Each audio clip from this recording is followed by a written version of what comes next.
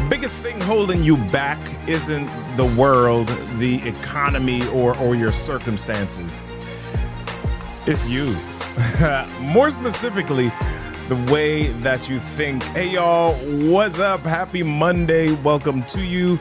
I'm Robert Kennedy III, RK3. That's me, and welcome to the Monday Mindset Movement. So glad that you're in the building. Do me a favor, wherever you're logging in from, just go ahead and say, hey.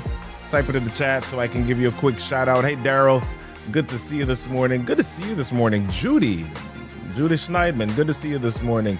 All right, Jessica, good to see you. Edlin, good to see you. Thanks for being here. Mark, so glad that you're here, my friend. I love the way that you support. Thank you for just hanging out and just being amazing. All right, let's see who else is in the spot. Jerry, good to see you. Beauty Supplies 457, good to see you. All right, we got a lot of people in the space, and it's just about time to do this thing. So, hey, y'all, let's do this.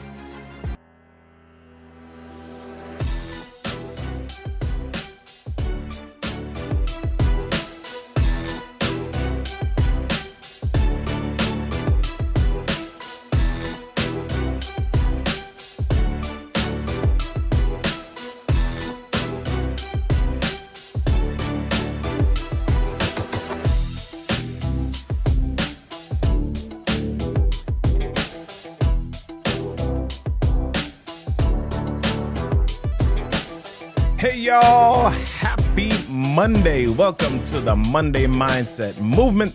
I'm so glad that you're in the building. I am Robert Kennedy III, RK3. That's me. Yes, so glad that you're here. Do me a favor, if you want to know when we're going live, text live to 240-557-8679. That's live to 240-557-8679. Yeah, we got a QR code down here as well so that you can know what we're doing. All right. So glad that y'all are here. I'm so glad that y'all are in the building. My gosh, we look like we're going to have a good time this morning. So glad that y'all are with me in the space, in the place. All right. So let's see if we can get our show started this morning. Hey, y'all. Yeah. Today we're talking about breakthrough and how that operates with regard to our mind. Not just breakthrough, but breakthrough thinking. Yeah. This has been on my brain for a few weeks because we are just in a time that is a little bit crazy, right? We live in a time that's scary for a lot of people. Yeah. Whatever your political persuasion, the way that you think, the way that your background, it's scary for a lot of people. Let me translate that for you. Most of our world is living with fear and in fear. And I don't know if you're online. Yes, you're online because you're watching this.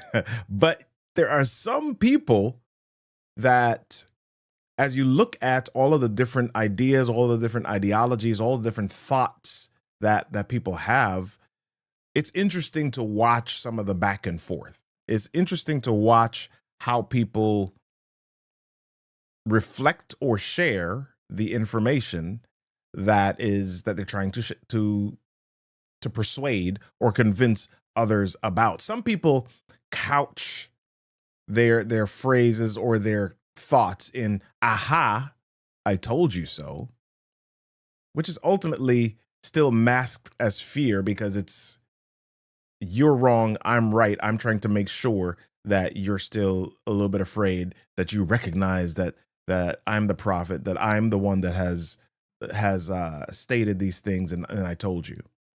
Others share their thoughts as, oh my gosh, what's next?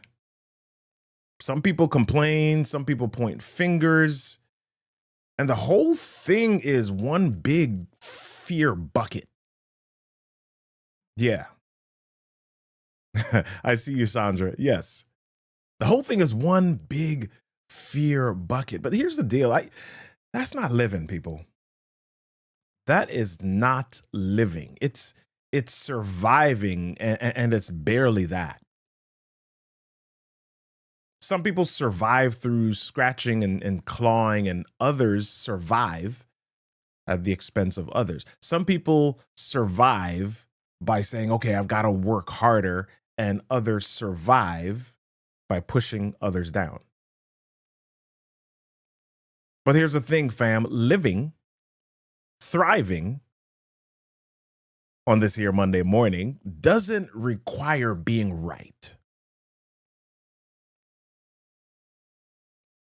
Living and thriving doesn't require being right. It doesn't require stepping on others to get up. It doesn't require ego. It simply requires the ability to be content with you.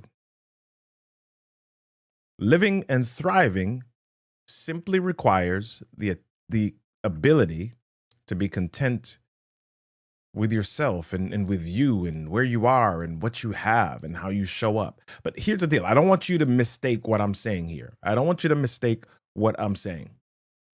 Contentment doesn't require, or it doesn't stay within status quo. When I say contentment, I'm not talking about status quo, or I'm not talking about complacency.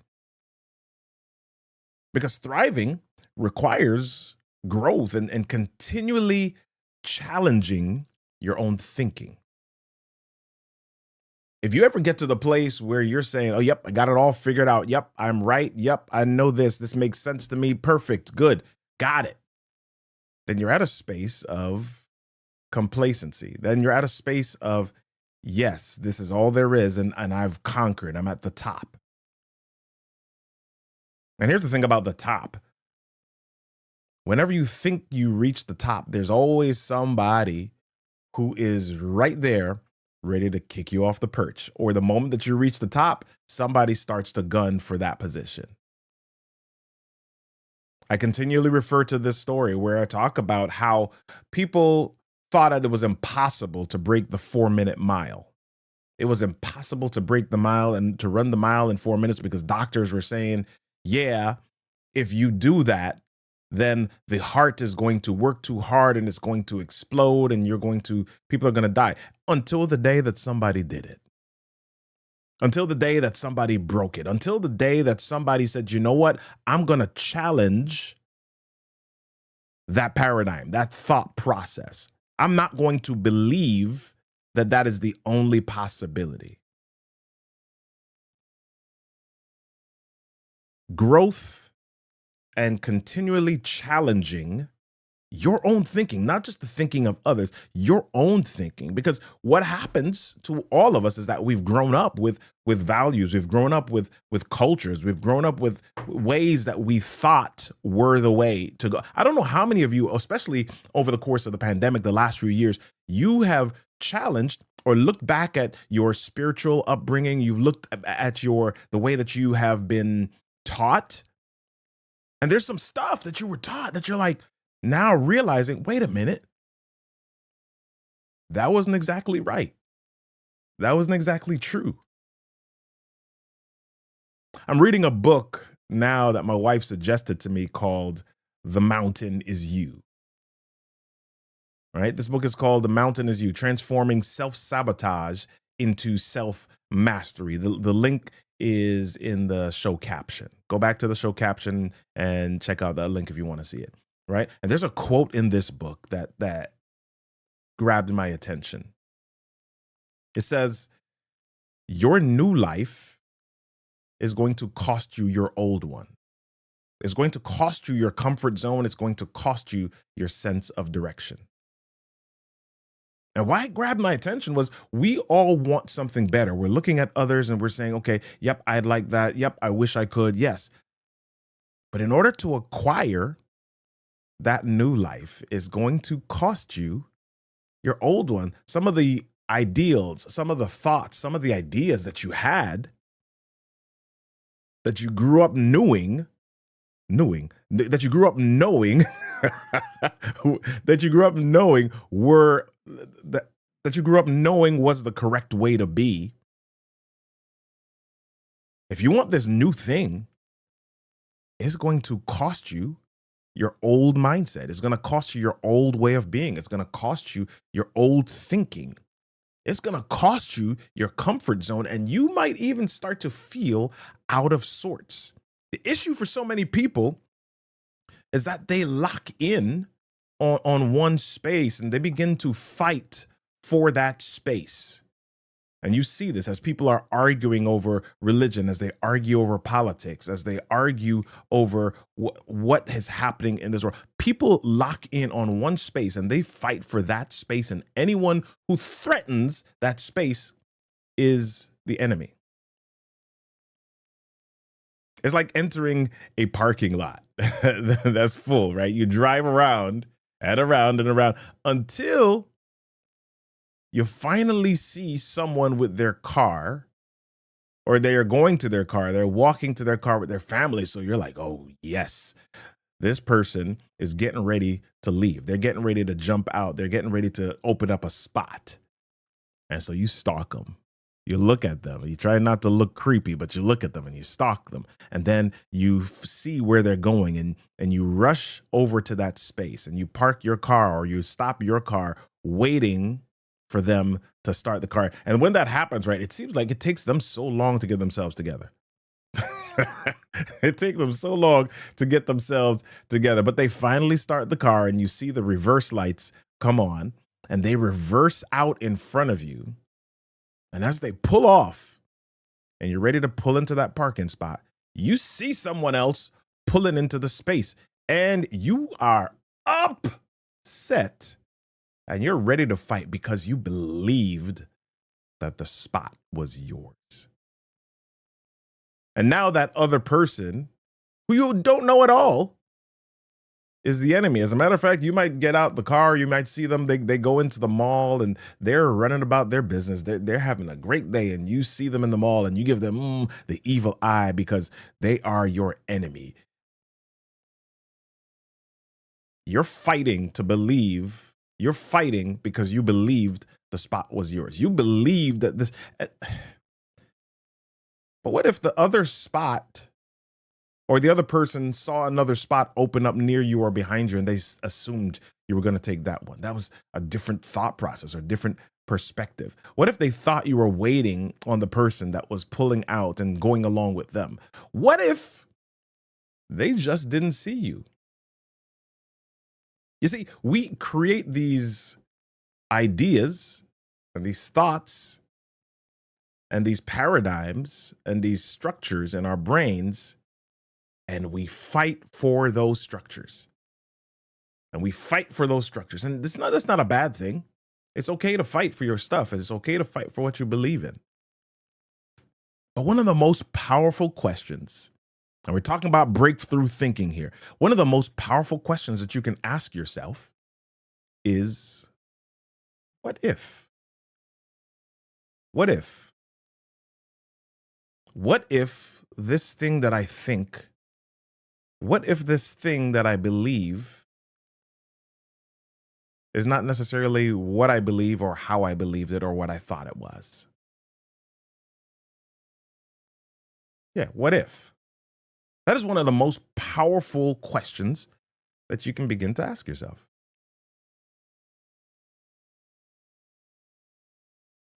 I want to give you 3 steps. I want to give you 3 ways that you can begin to transform how you think and to help you achieve what we call breakthrough thinking.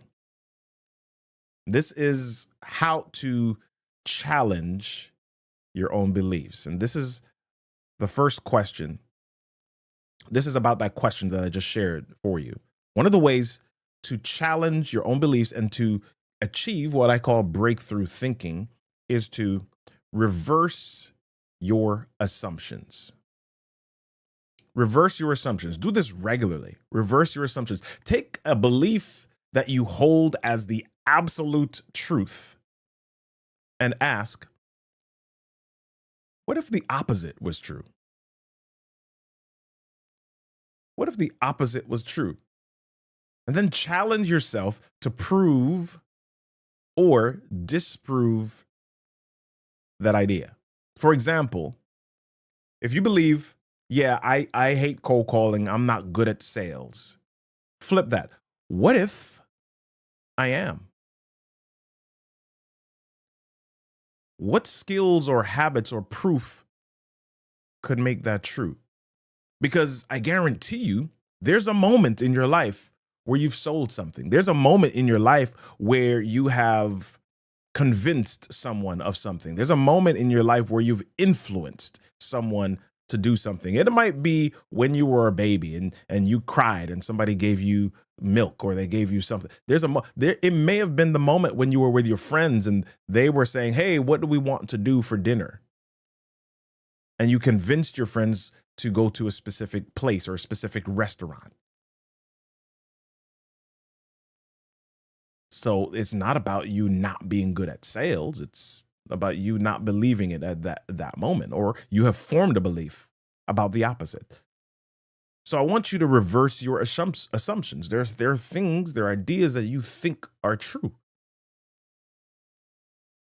And it's not about them being true or untrue. It's about you creating that mindset where you challenge yourself to look at it from a lot of different angles and prove or disprove it. Keep testing it so that you understand exactly all of the different reasons that you believe this. And the more that you're able to do this, the more that you're able to challenge yourself to prove and disprove, the deeper that you'll become in that thing, the deeper that you'll become in that topic, the more that you'll know about it, the more of an expert you'll be on that, because you're never satisfied with just accepting that, yep, that's the way it is. Ask yourself, what if? The second thing that you can do, the second suggestion that I have is for you to surround yourself or find contradictory thinkers. Look for people who think differently than you. A lot of us are in a bubble. We sit with, and our friends are, that we're surrounded with people who have the same ideas as us, who think about things in the same way that we do, who see things in the same way that we do. And when you are surrounded by identical thinkers, when you're surrounded by people who operate, who have the same perspectives as you do, you begin to live in a cocoon, a bubble, a comfort zone. And everybody is stroking your ego. Everybody, yep, that's right. I agree with you. Yep, I agree with you. Yep, that's great. Yep, that's the same way that I think about it too. But what if the way that you see and think isn't the only perspective? That may not even be the correct or scientifically proven perspective. What if? What if? So I want to challenge you to seek out people who think differently than you, whether that's in books, reading a book that supports a different perspective than you have, maybe podcasts, listening to a podcast, or in real life. Have conversations with folk where your goal isn't to convince them, but to understand them. Because here's the here it is. Here's the truth. Growth happens in discomfort. It's when you go to the gym and you lift weights and it hurts and the muscle fibers are tearing that growth takes place. My son, several years back, had this pain in his knees, and he was running real funny, and we took him to the doctor, and the doctor said he had Osgood-Schlatter disease, which is ultimately a breaking or a pulling of the growth plates. So while he was having a growth spurt, while he was having growth happening in his body, there was pain taking place. When you make a mistake, when you have a relationship that falls apart, and you look at it and you say, okay, yep, that's where the mess happened. That's where the breakdown occurred. Growth happens in discomfort. So in order to achieve breakthrough thinking, you want to intentionally seek discomfort. And that comes through looking at contradictory viewpoints. The third idea is do something unreasonable every week. Do something unreasonable every week. Set a goal that feels slightly out of reach and commit to it. Commit to it. Send that bold email. Charge more than you're comfortable with. Ooh, yes. Charge more than you're comfortable with. Say yes before you feel like you're ready.